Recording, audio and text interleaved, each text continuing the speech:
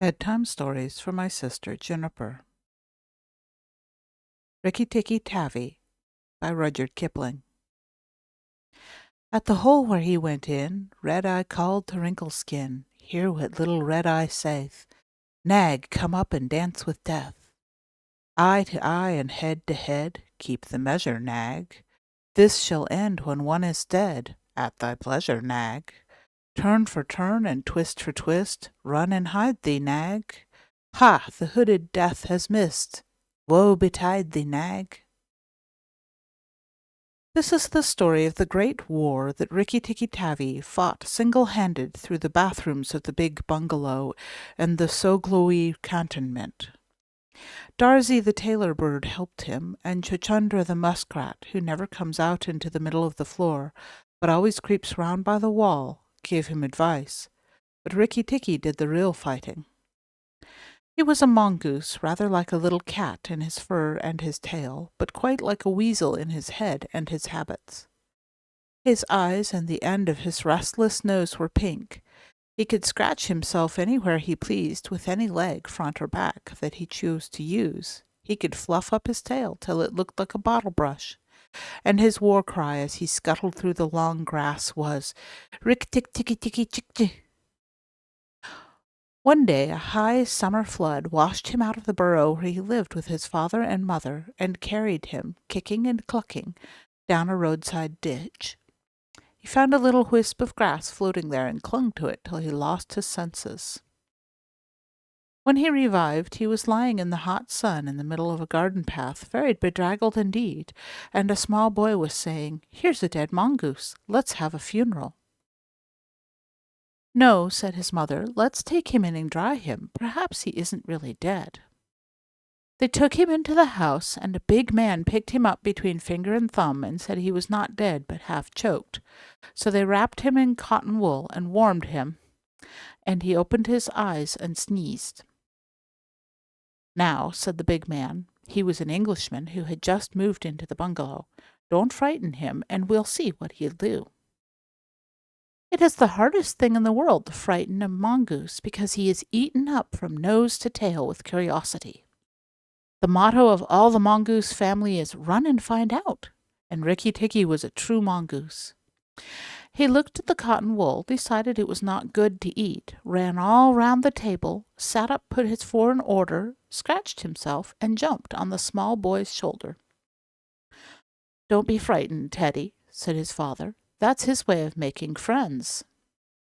"Ouch, he's tickling under my chin," said Teddy. Rikki Tikki looked down between the boy's collar and neck, snuffed at his ear, and climbed down to the floor where he sat rubbing his nose. "Good gracious," said Teddy's mother, "and that's a wild creature. I suppose he's so tame because we've been kind to him." "All mongooses are like that," said her husband. "If Teddy doesn't pick him up by the tail or try to put him in a cage, he'll run in and out of the house all day long. Let's give him something to eat." They gave him a little piece of raw meat. Rikki Tikki liked it immensely, and when it was finished, he went out onto the veranda and sat in the sunshine and fluffed up his fur to make it dry at the roots. Then he felt better. "There are more things to find out about in this house," he said to himself, "than all my family could find out in all their lives. I shall certainly stay and find out." He spent all that day roaming over the house. He nearly drowned himself in the bathtubs, put his nose into the ink on a writing table, and burnt it on the end of the big man's cigar, for he climbed up in the big man's lap to see how writing was done. At nightfall he ran into Teddy's nursery to watch how the kerosene lamps were lighted, and when Teddy went to bed, Rikki Tikki climbed up too. But he was a restless companion because he had to get up and attend to every noise all through the night and found out what made it. Teddy's mother and father came in, the last thing, to look at their boy, and Rikki Tikki was awake on the pillow. "I don't like that," said Teddy's mother. "He may bite the child." "He'll do no such thing," said the father. "Teddy's safer with that little beast than if he had a bloodhound to watch him. If a snake came into the nursery now—" But Teddy's mother wouldn't think of anything so awful. Early in the morning, Rikki Tikki came to early breakfast in the veranda, riding on Teddy's shoulder, and they gave him banana and some boiled egg, and he sat all on their laps one after the other, because every well-brought-up mongoose always hopes to be a house mongoose some day and have rooms to run about in. And Rikki Tikki's mother, she used to live in the general's house at Soglui, had carefully told Rikki what to do if ever he came across white men. Then Rikki Tikki went out into the garden to see what was to be seen. It was a large garden only half cultivated, with bushes big as summer houses of Marshall Neal roses, lime and orange trees, clumps of bamboos, and thickets of high grass. Rikki Tikki licked his lips. "This is a splendid hunting ground," he said, and his tail grew bottle-brushy at the thought of it, and he scuttled up and down in the garden, snuffing here and there, until he heard very sorrowful voices in a thorn bush. It was Darzee, the tailor bird, and his wife. They had made a beautiful nest by pulling 2 big leaves together and stitching them up at the edges with fibers, and filled the hollow with cotton and downy fluff. The nest swayed to and fro as they sat on the rim and cried. "What is the matter?" asked Rikki Tikki. "We are very miserable," said Darzee. "One of our babies fell out of the nest yesterday and Nag ate him." Said Rikki Tikki, "that is very sad, but I am a stranger here. Who is Nag?"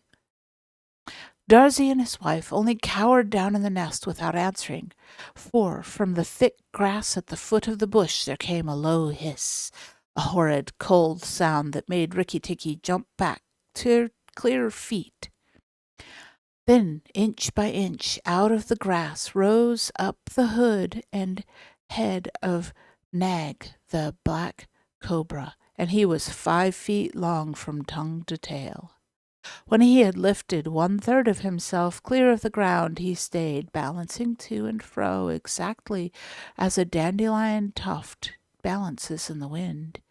And he looked at Rikki Tikki with the wicked snake's eyes that never change their expression, whatever the snake may be thinking of.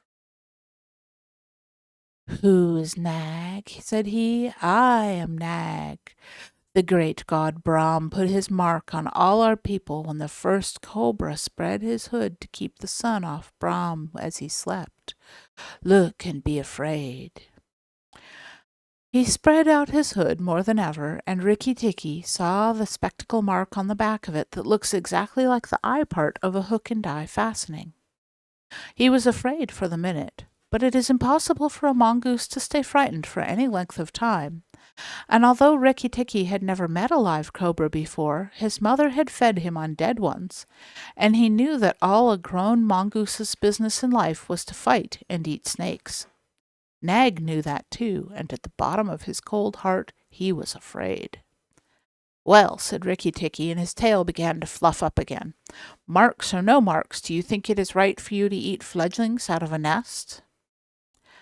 Nag was thinking to himself and watching the least little movement in the grass behind Rikki Tikki. He knew that mongooses in the garden meant death sooner or later for him and his family, but he wanted to get Rikki Tikki off his guard. So he dropped his head a little and put it on one side. "Let us talk," he said. "You eat eggs. Why should I not eat birds?"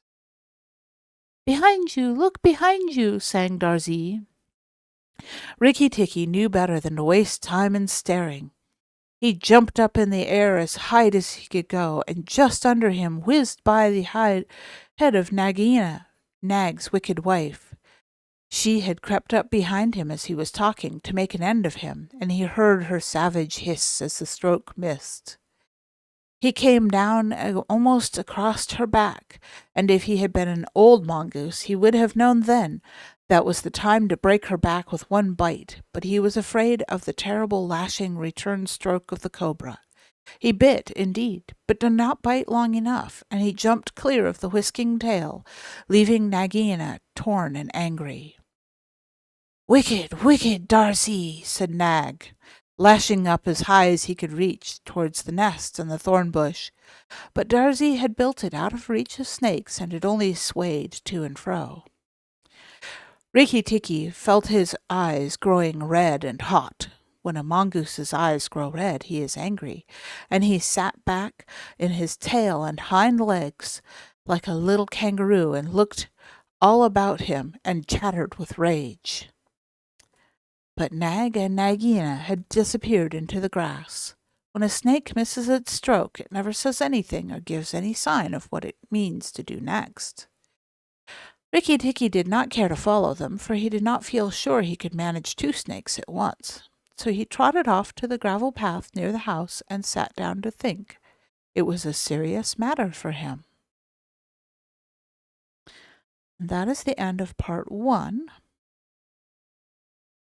of Rikki Tikki Tavi. More soon.